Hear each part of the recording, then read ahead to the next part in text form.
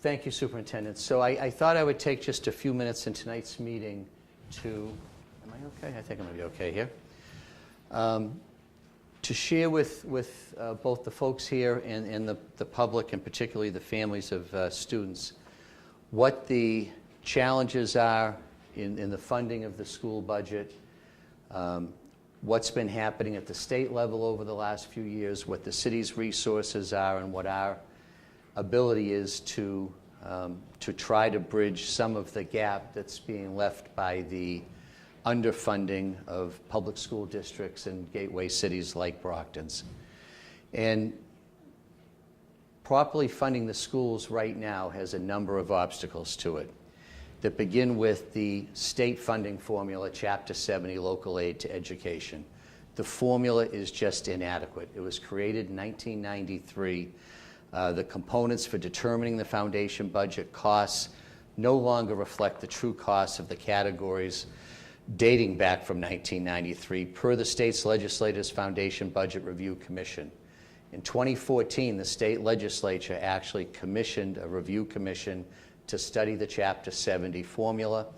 In 2015, they came back with their report, and they found all the things that we already know, that the reimbursement for the cost of teachers' health insurance and pensions is inadequate, that the reimbursement for the cost of educating special education students is inadequate, that the reimbursement for the cost of educating English language learners is inadequate, and that the cost for educating low-income students is inadequate. And to make things even worse, a year ago in FY17, the state made a major change in the calculation of the amount of aid for low-income students, and that change penalized Brockton about $6 million per year. So as a result, from FY16 to FY19, while the city's enrollment was essentially stable between 17,000 and 17,800 students, the city's Chapter 70 aid only increased by about $2.8 million, or a total of 1.7%. Inflation at just 2.5% a year for that same time period would have yielded an increase of over $13 million per year. That's a gap in revenue for funding the real cost increases of over $10 million, the gap. Now, the state's funding mechanism for the cost of charter school students makes the problem even worse. The state sends Chapter 70 aid for charter schools directly to those schools. And I think many people don't realize that. So I'll say it again. The city never sees the money. The Chapter 70 aid for the number of students that elect to go to a charter school is taken right off the top of our Chapter 70 local aid to education. It never makes it to Brockton. And that amount of money is calculated. It's based on average per pupil funding cost. And these averages include, as I mentioned, the cost of English language learners, low-income, special education students.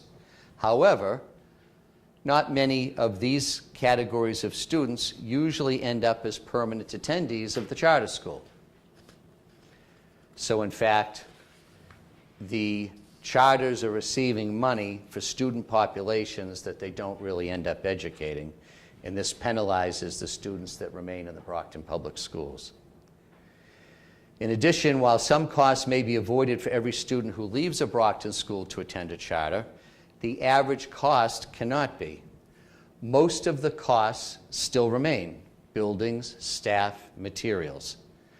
It takes a lot of transfers before the average cost can be reduced, and the students leave from all over the district, not just one school. That makes consolidating very disruptive to try to reduce expenses.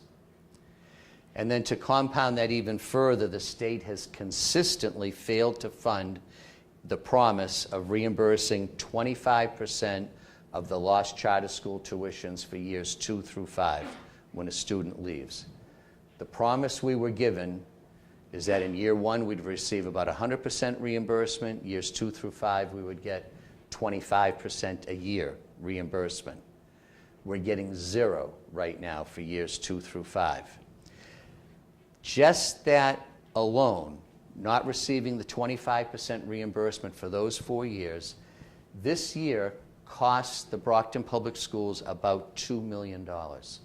That's what the loss is on just that one item. And it's why, among many things that the superintendent and I have been trying to advocate for at the state level, is for the fair reimbursement of charter school tuitions that have been deducted as promised. So what you can see when you look up here, there's the charter school deductions. From fiscal year 16 to fiscal year 19, because of charter school losses, the net Chapter 70 aid to Brockton actually decreased. From $165.4 million to $159.8 million. And you can see that that difference of $5.6 million is almost completely attributable to the increase in charter school deductions. Just 2 years ago, we had deducted $5.9 million off the top of our Chapter 70 reimbursement. This year, just 2 years later, that number is $15.2 million. That's taken off the top that we do not receive. And that's an increase of, in the neighborhood of $9 million, which is really a decrease of about $9 million in terms of revenue coming to the city, to the city's public schools.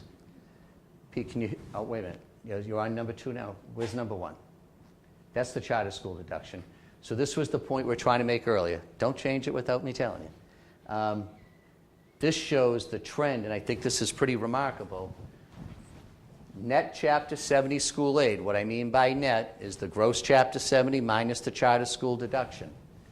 And you can see that while our enrollments, the green bars are our student enrollment, and while our student enrollments are actually a little higher than they were 3 or 4 years ago, the net aid from the state has dropped significantly from $165 million in 2016 to $159.7 this year.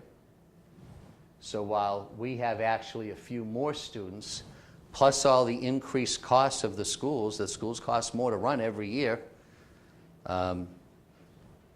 pensions, health insurance, step increases, contract increases, et cetera, the cost of running the schools goes up every year. Our net aid is actually trended down over the last few years. It's mind-boggling, it's unfair, and I think the superintendent and I both agree it's unconstitutional in the Commonwealth of Massachusetts. Just put it back on number 2 there, Pete, if you could, please.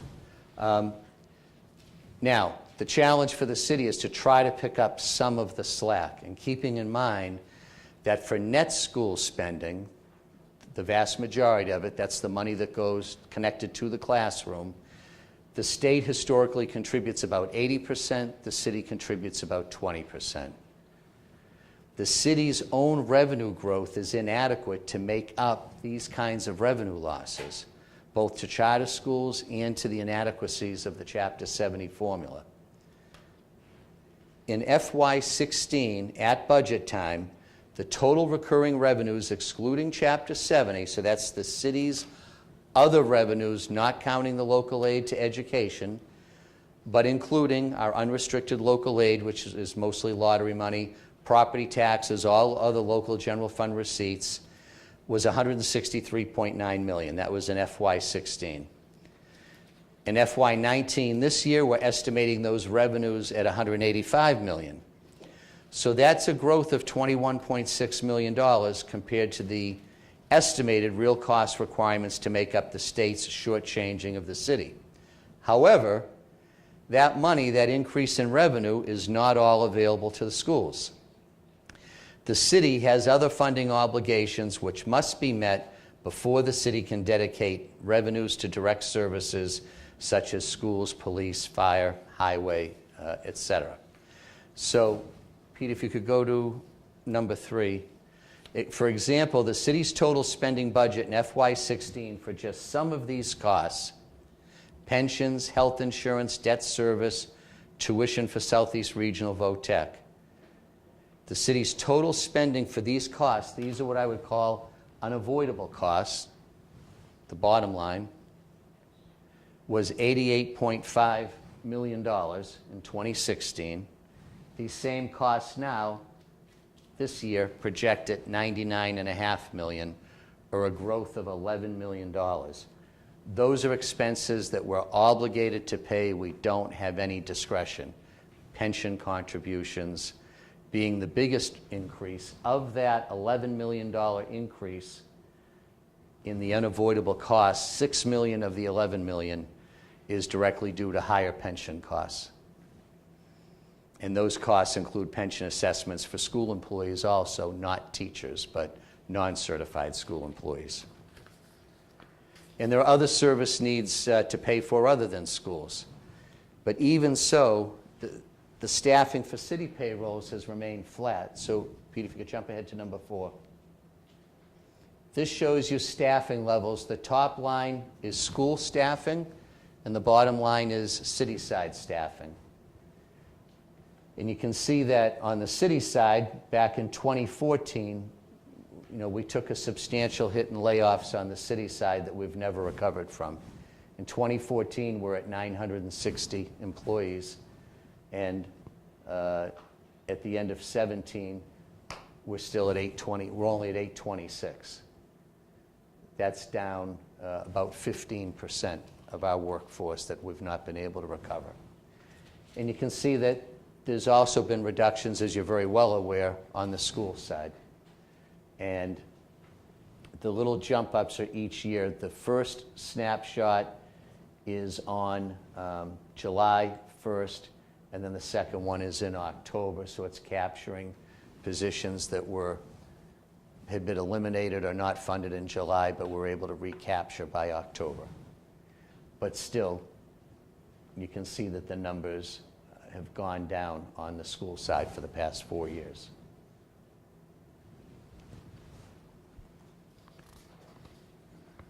So,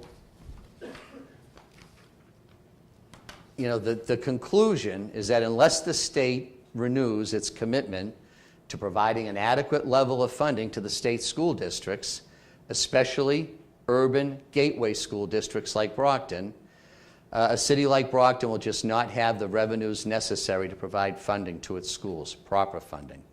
And that is because before paying for those services, the city must pay for its minimum local contribution from its own resources.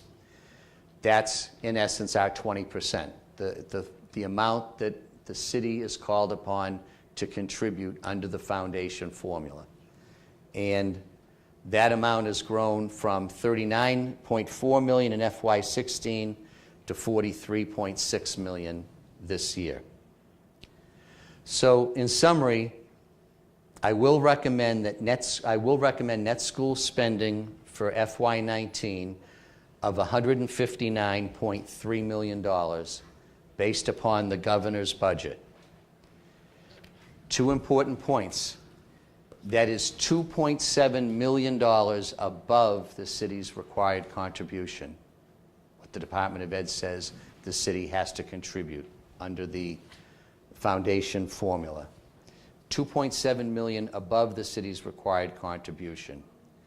And that roughly makes up this year for the additional hit we took on the charter school deduction. The loss on the charter school deduction this year is about $3 million, and we're going to come in about $3 million over the required contribution. Additionally, we'll be sending up to the City Council at the beginning of next week a request for an appropriation of $500,000 immediately from this year's budget, and that money is earmarked to send to the school department for pre-purchasing towards next year's budget. So that will, in essence, knock another $500,000 out of next year's deficit by allowing the school department to pay and replenish some supplies and services that they've expended during the current year. So between the $2.7 million above foundation and extra $500,000 right now, we will be $3.2 million in total contributions above the foundation. Now the other, and I am telling you that we have worked as hard as we can. We have squeezed every single penny out of the city side of the budget. We are adding 4 positions to the police department this year. And other than that, every other city department is level staffed or minus from last year. 4 cops is all we're adding on the city side of the budget. There's another major contribution that the city makes, and this comes 100% from the city side, and that's the non-net school funding. And the non-net school funding is essentially not classroom-related expenses, primarily transportation. School buses for kids that are outside the walk zones, plus all of the special education transportation, plus crossing guards. That's most of it. And this year in the budget, I'm recommending $9.7 million in non-net spending. That is an increase of $1.4 million above last year. It's still not as much as the school department has requested. We took a significant hit in the increase in the cost of transportation this year. And, but we do believe that with the $1.4 million increase, plus whatever finally money shows up in circuit breaker funds and a McKinney-Vento reimbursement, it will get us close on the transportation side. We'll be close when everything shakes out. And we'll make the same commitment that we made a year ago, that when the dust settles in the fall and we get a better idea of where we're really at, if there is a shortfall on the transportation side, we will do everything possible to find that money on the city side and send it over just as we did last year. We'll cover the gap at the end when the time comes, but we think this will put us close. So between the net school side, where we've got about a $3.2 million increase and a $1.3 million additional on the school side, our local contribution this year is up $4.5 million over foundation on the net side and over last year's contribution on the non-net side. And over the last 3 years, getting back to the net school spending, we were $2 million over foundation last year. Almost exactly $2 million over last year. But we'll be well above that again this year. And for the last 3 years, we're now over $10 million above foundation. So for anyone that feels as though we've somehow cut the school budget or reneged on our commitment to fund the schools, it's just not true. We're above the requirements significantly, and we're doing the best we can with the revenues that we have to work with. And I think that the superintendent and I are both committed to continuing to try to find more sources of revenue.